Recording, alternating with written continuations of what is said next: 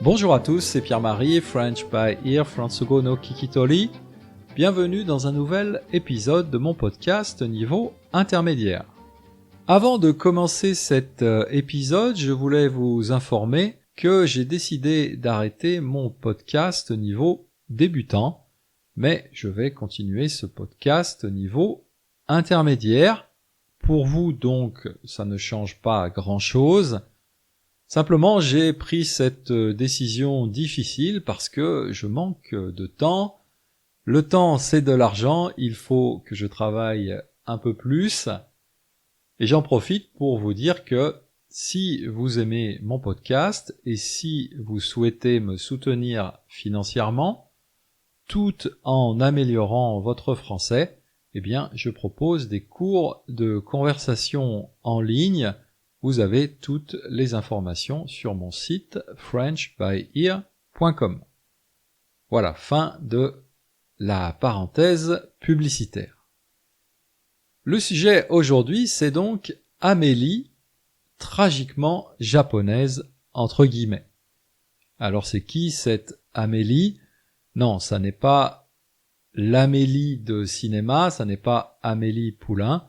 Je parle de Amélie Nothomb, une écrivaine belge que vous connaissez peut-être et qui est surtout une star, peut-être la star de la littérature française depuis, je pense, à peu près une trentaine d'années.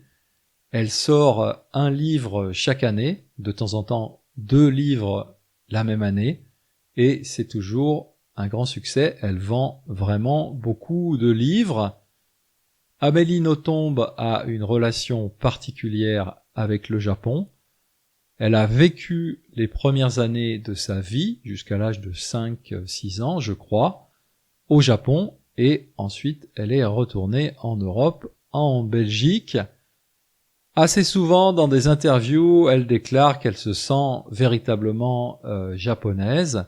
Son roman le plus célèbre, qui a aussi été adapté au cinéma, c'est peut-être Stupeur et Tremblement, qu'elle a écrit quand elle est retournée quelques années au Japon pour travailler, quand elle avait une vingtaine d'années. Et plus récemment, elle a écrit 2 livres, je crois, sur des voyages qu'elle a fait, sur des retours qu'elle a fait au Japon. Alors, est-ce que les livres de Amélie Nothomb sont bien ? Est-ce que c'est de la bonne littérature ? Je vais dire c'est pas mal, c'est vraiment pas mal. Alors, je sais que nous, Français, nous disons souvent c'est pas mal. Quand je dis c'est pas mal, c'est vraiment pas mal. C'est un vrai compliment, en fait. Je pense que Amélie Nothomb est une très bonne écrivaine, est une très bonne autrice. Simplement, peut-être, ce type de littérature n'est pas ma tasse de thé. J'ai lu 2 ou 3 livres d'elle que j'ai bien aimés, c'est très bien écrit, il y a souvent beaucoup d'humour. Mais mon type de littérature, c'est quand même plutôt les romans d'aventure, par exemple à la Alexandre Dumas, pour citer mon auteur français préféré. Donc j'aime bien les livres d'Amélie Nothomb, mais en fait je crois que je préfère Amélie Nothomb elle-même, c'est-à-dire sa personnalité. C'est vraiment quelqu'un de très attachant, très intelligente, très drôle. C'est une vraie star, comme j'ai expliqué, mais c'est aussi quelqu'un qui prend le métro à Paris très régulièrement. Quand j'habitais à Paris, je l'ai croisé 2 ou 3 fois sur la ligne 2 du métro parisien. Et elle se comporte absolument normalement, simplement on la repère assez facilement parce que elle est tout le temps habillée en noir avec son grand chapeau noir. Mais c'est une vraie star qui prend le métro et je pense que c'est assez rare. Elle a une personnalité donc très particulière, elle est originale. Par exemple, un signe de cette originalité, c'est qu'elle boit du champagne 1 jour sur 2, et aussi une autre chose que j'aime bien dans son comportement, dans ses activités, elle répond très sérieusement à tous ses lecteurs. Je crois qu'elle a même un bureau à elle toute seule dans sa maison d'édition où elle se rend régulièrement, peut-être même tous les jours, pour répondre aux courriers des lecteurs et avoir une vraie correspondance avec eux.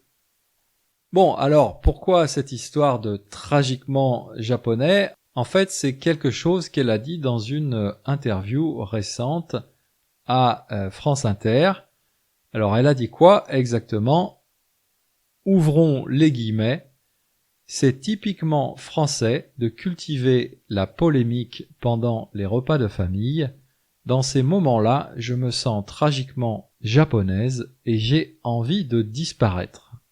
Ce n'est pas que je n'ai pas d'opinion, mais je trouve très grossier de mettre les gens mal à l'aise en montrant qu'on ne pense pas comme eux. Fermons les guillemets. Alors cette citation n'est pas facile, elle est un peu longue, il y a aussi une double négation. Qu'est-ce qu'elle veut dire? En fait, elle veut dire, premièrement, les Français ont la mauvaise habitude de se disputer, de faire des débats pendant les fêtes de fin d'année. Alors c'est vrai, c'est le cas. Souvent on parle de politique, et même dans la famille, il peut y avoir des vraies disputes, des vraies polémiques. Deuxièmement, elle dit que quand on n'est pas d'accord, quand on ne partage pas l'avis de quelqu'un, c'est très impoli de le dire.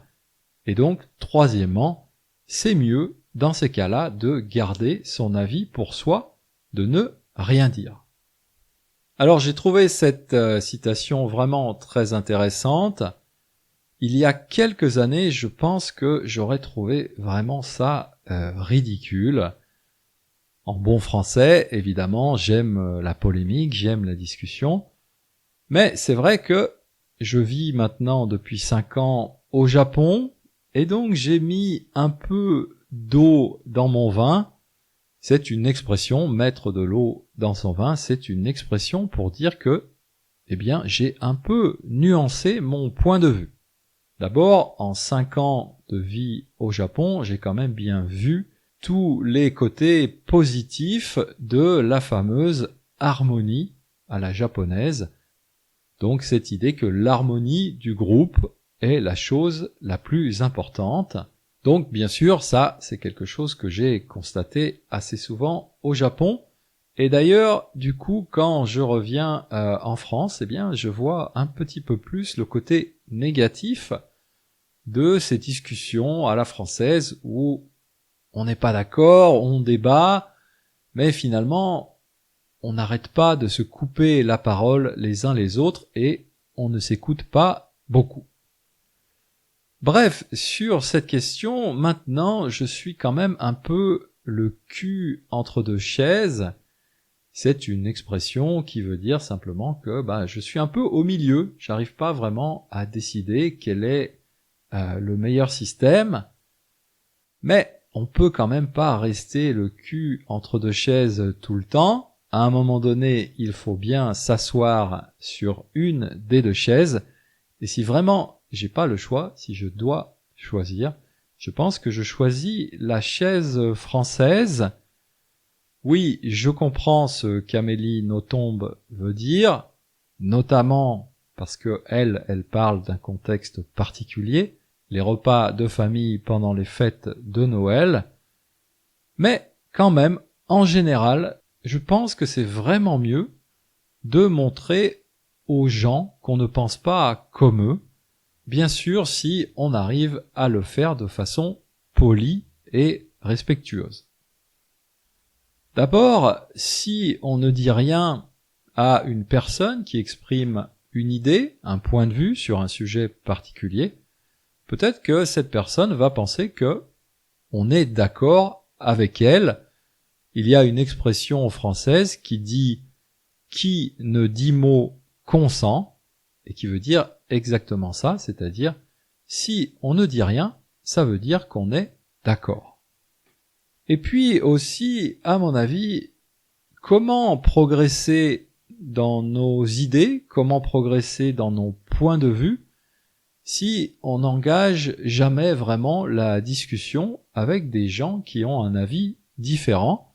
C'est souvent intéressant d'écouter des avis différents, de voir les choses sous un autre angle, et on a même le droit de changer d'avis. C'est pas une tare, c'est pas une catastrophe absolue.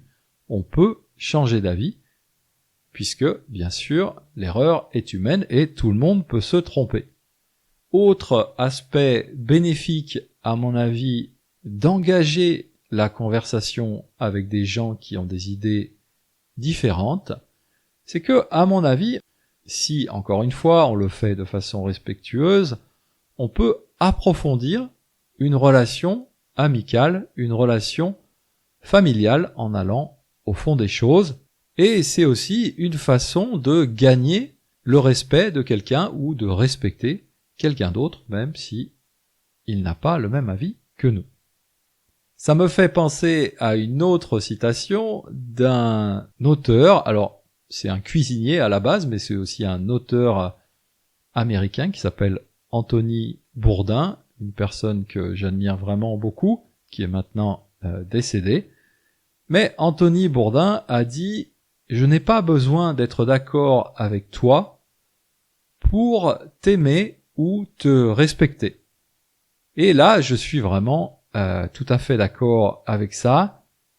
C'est pas un souci de ne pas être d'accord avec quelqu'un, ça ne devrait empêcher ni l'amour ni le respect. Et si on était tout le temps d'accord avec tout le monde sur tous les points, eh bien je pense que on vivrait vraiment une vie ennuyeuse. Alors évidemment, pour ne pas être d'accord avec quelqu'un, il faut quand même écouter cette personne jusqu'au bout quand elle parle et arrêter de se couper la parole en permanence.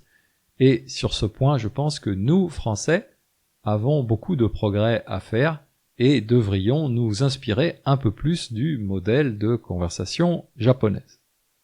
Dernière chose à ce sujet, se confronter à des avis différents, engager la conversation, écouter des gens qui ont des avis différents, c'est important et je pense que c'est encore plus important aujourd'hui dans le monde moderne où une large partie de notre vie est devenue digitale, est devenue numérique sur Internet. L'Internet est gouverné par les algorithmes et les algorithmes, qu'est-ce qu'ils font? Quel est leur travail? Eh bien, les algorithmes, ils vous proposent en permanence des choses que vous aimez, des opinions avec lesquelles vous êtes déjà d'accord, des opinions que vous appréciez. Et donc, l'effet pervers, l'effet négatif, à mon avis, de ce système-là, c'est que chacun vit un peu dans sa bulle et n'est plus confronté à des avis différents, à des opinions différentes. Donc ça, c'est déjà vraiment le cas en ligne sur Internet.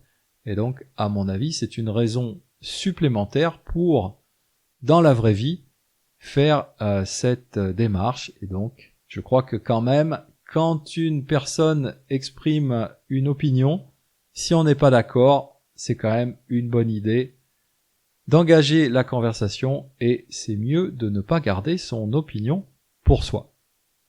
Et puis j'ai envie de terminer sur une autre citation, beaucoup de citations aujourd'hui, d'Anthony Bourdain, qui n'a aucun rapport avec le sujet principal de ce podcast, mais Anthony Bourdain, dont je recommande tous les livres, certains ont été traduits en japonais, était lui aussi un grand amoureux du Japon, de la culture japonaise et évidemment surtout de la cuisine, de la culture gastronomique japonaise. Et donc dans un de ses livres, il raconte ses aventures au Japon et en particulier dans l'ancien marché de poissons de Tokyo, à Tsukiji. Et donc qu'est-ce qu'il dit? Ouvrez les guillemets. C'est quoi l'amour? L'amour, c'est manger 650 grammes de poisson cru à 4h30 du matin. Fermez les guillemets. Et donc, il parle ici d'une expérience au marché des poissons de Tokyo.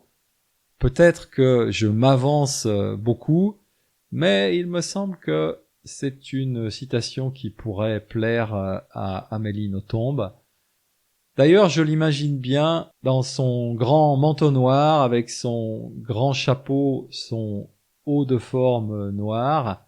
Je l'imagine bien à 4h30 du matin devant une belle assiette de sashimi avec une coupe de champagne à la main. C'est une image qui me plaît. Je trouve que cette image aurait une certaine classe, un peu comme donc Amélie Nothomb et Anthony Bourdin. Voilà, c'est tout pour aujourd'hui. Je mettrai sur mon site internet la citation complète d'Amélie Nothomb et aussi le lien vers cette interview sur France Inter qui dure une petite demi-heure, je crois. Vraiment, je vous invite à l'écouter. C'est intelligent, c'est drôle, c'est profond, c'est vraiment un bon moment. Et pour vous aussi, une bonne occasion de perfectionner votre compréhension orale du français. Voilà, c'est tout, c'est fini. C'était un peu long aujourd'hui et je vous dis à bientôt. Mata Jikai.